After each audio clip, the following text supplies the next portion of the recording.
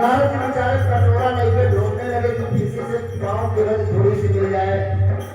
सब जगह के और जहाँ जहाँ गए नारद जी वहाँ लोगों ने डंडा लेके दौड़ाया नारद जी को। क्यों? अरे भगवान के लिए, ये भगवान के लिए चरण धूल मारने आए हैं। अरे हम भगवान को अपने चरणों की धूल दें?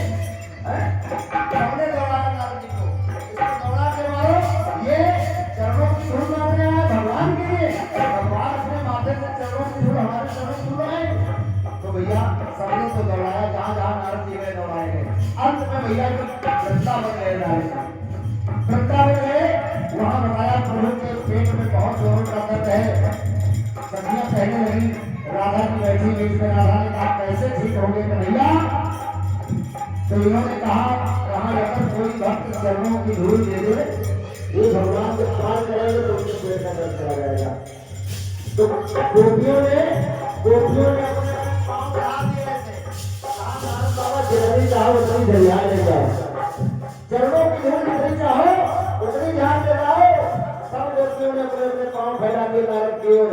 नारद जी ने कहा अरे तुम्हारा बेड़ा गर्क होगा, नरक में जाओगी।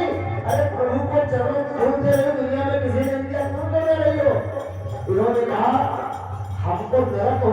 गोपियों ने कहा चाहे हमको नरक हो और चाहे स्वर्ग हो, उसकी परवाह नहीं, हमारे कृष्ण अच्छे हो जाए, लेकिन ये हमारे प्रियतम अच्छे हो जाए, वो अच्छे रहे, वो सुखी रहे, हमें चाहे स्वर्ग हो चाहे नरक हो, इसकी चिंता हमें नहीं है।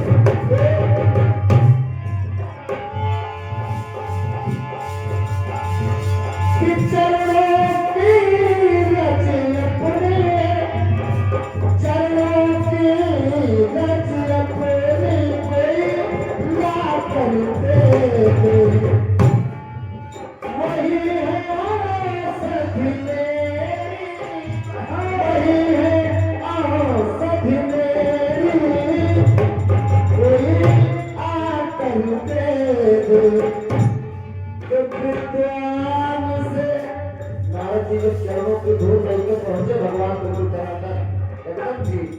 कहा प्रभु इतनी मेहनत करके हम चरणों की धूल लाए और आप बिना चरणों की धूल लगाए ठीक हो गए।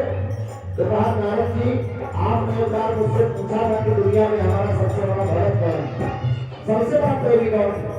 तो ये पता लगाने के लिए मैंने आपको भेजा था कि आप वास्तव में मेरे भक्त नहीं है। अगर आप मेरे भक्त होते तो उन्होंने भक्तों की तरह स्वर्ग नरक की चिंता छोड़कर आप स्वयं अपने चरणों को लेकिन ये आपकी परीक्षा थी। तो अब आपको तो पता चल ही गया होगा कि मेरा सबसे बड़ा दुनिया में भक्त कौन है।